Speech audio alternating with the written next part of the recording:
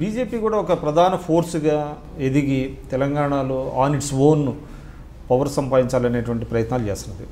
అది కాంగ్రెస్ పార్టీ ప్రధాన ప్రతిపక్షం అవుతుందంటే అంటే న్యూమరికల్గా మీకు మోర్ ఎమ్మెల్యేస్ ఉన్నారు, కానీ బీజేపీకి ఏమో కేంద్ర స్థాయిలోంచి హంగులు కానివ్వండి ఇవన్నీ ఉన్నాయి. కాబట్టి బీజేపీ కూడా మీకు ఒక థ్రెట్ అయ్యే అవకాశం ఉందంటారా? విక్రమ్ గారు, మీరు 50 సంవత్సరాల తెలంగాణ నేపథ్యాన్ని తీసుకోండి. నీవు ఎట్టుపోయినా పాత్రలు ఇవే ఉంటాయి తప్ప కొత్త పాత్ర వచ్చే అవకాశం లేదు. There is no question for any new face in Telangana politics. New space అంటారా? New space, new question, new face also. అయితే మనమే live witness. You are also in the field as a journalist, I'm also in the field as a politician. ఏదో అమిత్ షా వస్తే ఊగిపోతుంది తెలంగాణ రాష్ట్రం, ఇట్లా అయిపోయి తుఫాన్ వస్తుంది, ఏమో జరుగుతుంది. ఏమైంది? పడిపోయి రాలే.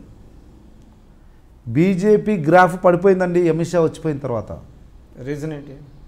ఏదో హై ఎక్స్పెక్టేషన్తో ఒకటి, ఎస్ మేము కూడా చేస్తామండి, మేము కూడా ప్రయత్నం చేస్తామండి, slow and steady wins the race. నువ్వు ఏదో క్రియేట్ చేసి ఏదో చేశారు, ఏమైంది? ఏమీ కాలేదు. Nothing been happened. ఆ రకంగా బీజేపీకి క్వశ్చన్ ఉండదు. నాకు తెలిసి ఇప్పుడున్నటువంటి 5 కూడా రావు బీజేపీ. 5 సీట్లు కూడా రావు. 5 కూడా రావు. ఎందుకు రావు అంటే నేషన్ వైడ్ చూడండి, you go through the political scenario throughout the country. ఇప్పుడు అధికారంలో టీఆర్ఎస్ ఉంది, నచ్చలేదు, వేరే ఎవరు ఆల్టర్నేట్ అనేది చూస్తారు తప్ప మళ్ళీ 10 మందికి డివైడ్ అయ్యి ఏదో అయ్యే పరిస్థితి లేదు. ఒకటి బీజేపీ ఇండిపెండెంట్గా ఉండే పరిస్థితి లేదు. ఎవరో ఒకరు అలయన్స్ ఉంటుంది, ఏదో ఒక అలయన్స్ ఉంటుంది, ఆ అలయన్స్తో పోతారు తప్ప ఇండిపెండెంట్గా బీజేపీ ఏదో స్టాండ్ అవుతుంది, మనకేదో చేస్తుంది, ఈడేదో ఒరగబెడుతుంది, ఈడ గవర్నమెంట్ రాదు, ఆడ కావాలంటే ఇన్ ది సెన్స్ 2 స్టేట్లలో ఆ పరిస్థితి ఉంటుంది. కనుక కాంగ్రెస్ పార్టీకి పెద్ద నష్టం ఏం లేదు. బట్ ఒక్కటి నేను చెప్పగలుగుతాను, to be frank, on record I'm telling you, ఇప్పుడున్నటువంటి ఈ హ్యూమిలేటెడ్ సఫకేటెడ్ పొలిటిక్స్లో దాంతోపాటు ఆర్థికంగా అడ్డగోలుగా సంపాదించి భారతదేశంలో ఏ 29 రాష్ట్రాల్లో లేని మన 29వ రాష్ట్రంలో విచ్చలవిడిగా నిరాఘాటంగా జరుగుతున్నటువంటి అవినీతి వల్ల వేల కోట్ల రూపాయలు ఉన్నాయి టీఆర్ఎస్ పార్టీ దగ్గర, తెలంగాణ భవన్లో ఆ నలుగురి దగ్గర. కనుక ఒకవేళ ఆ నలుగురు ఆ డబ్బులు వెదజల్లితే ఇప్పుడుండే సఫకేట్ పొలిటిక్స్లో ఇటు సఫకేటెడ్ పొలిటిక్స్, ఇటు డబ్బులు రెండూ కలిస్తే అంత ఈజీ కాదు టీఆర్ఎస్ని ఎదుర్కోవడం అనేది మాత్రం వాస్తవం. కానీ మనీ పవర్ అంటారా? Not only money power, but money power will also be there. కనుక మనీ విపరీతంగా అడ్డగోలు డబ్బులు జమైన వాళ్ళతో, దాంతోపాటు ఈ భయంకరమైనటువంటి రాజకీయ దుర్నీతి, నేను చెప్పినట్లు ఈ అనగదొక్కడము, లాక్కోవడము, గుంజుకోవడము, తొక్కేయడము, హ్యూమిలేటెడ్, సఫకేటెడ్ ఈ రాజకీయాలకు అలవాటు ఉన్నాక వాళ్ళని ఎదుర్కోవడంకి కొద్దిగా ఫోర్స్ కావాలి. కనుక ఈ లైక్ మైండెడ్ ఫోర్స్ అన్నీ ఒకటి కావాలి అనే ఒక ఆలోచన అయితే ఉంది, వాస్తవం యాజ్ అండే. కానీ నేనేమంటా,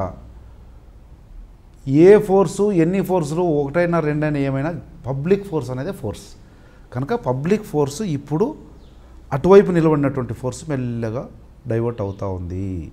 100% వ్యతిరేకత వచ్చింది, అసంతృప్తి ఆందోళన వచ్చింది, వ్యతిరేకంగా మలుతుంది. ఆ వ్యతిరేకతను కాంగ్రెస్ బాస్కెట్లో పడుతుందా, ఇంకే బాస్కెట్లో పడుతుంది అనేది సబ్జెక్టు. కాంగ్రెస్ బాస్కెట్లోనే రావాలి. ఆ వ్యతిరేకతను మనం క్యాచ్ చేసుకొని డైవర్ట్ చేసుకొని కాంగ్రెస్ బాస్కెట్లో పడటానికే ఇప్పుడు చేసే మెకానిజం అంతా ఏంది, యాంటీ టీఆర్ఎస్ ప్లాట్ఫామ్ ఒకటి క్రియేట్ అవ్వాలంటారా? ఆల్రెడీ అయ్యింది. పబ్లిక్ యాంటీ టీఆర్ఎస్ వైపు కూడా పయనిస్తున్నారు. ఆ పయనించే క్రమాన్ని మనం మలుసుకోవాలి అంటున్నాను నేను. ఆ మలుసుకోవడానికి చేసే ప్రయత్నంలో భాగమే ఫీజు రీయింబర్స్మెంట్ మీద, రైతుల కొరకు, ఎంప్లాయ్మెంట్ కొరకు, వీటన్నిటి మీద ఎడ్యుకేషన్ చేస్తూ ఉన్నాం కదా. ఇదే ఆ రకంగా ఆ ఒక్కొక్క సెక్షన్ను మా వైపు మలుపుకొని all the against sections of TRS party should be in the basket of Congress party అనే ప్రయత్నం. ఆ విషయంలో కొన్ని సిద్ధాంతాలను కూడా పక్కన పెట్టే అవకాశం ఉందంటారా? అంటే లైక్ ఇప్పుడు టీడీపీతో కూడా ఒక కలవాలి అనేటువంటిది కొంతమంది ప్రపోజల్ చేస్తున్నారు, అది కూడా అవకాశం ఉందంటారా? ఎన్నికలప్పుడు ఉన్నటువంటి పరిస్థితిని బట్టి ఎవరెవరితో కలుస్తారు ఏందనేది ఉంటుంది, కానీ ఇప్పుడే ఉండదు. తర్వాత టీడీపీతో కలవడం అనేది కాంగ్రెస్ భావజాలం ఉన్నప్పుడు టీడీపీ పార్టీ లేదు. కాంగ్రెస్ భావజాలానికి టీడీపీకి వీ కెనాట్ కంపేర్. కాకపోతే ఇంతకుముందు ఎప్పుడూ లేని అలయన్స్ కొత్త అలయన్స్ అనవచ్చు, అంతే తప్ప భావజాలానికి వ్యతిరేకం అనలేము. ఎందుకంటే కాంగ్రెస్ అటు నుంచి వచ్చిందంటే మీ సైడ్ నుంచి వచ్చిందా, మీ పార్టీ నుంచి?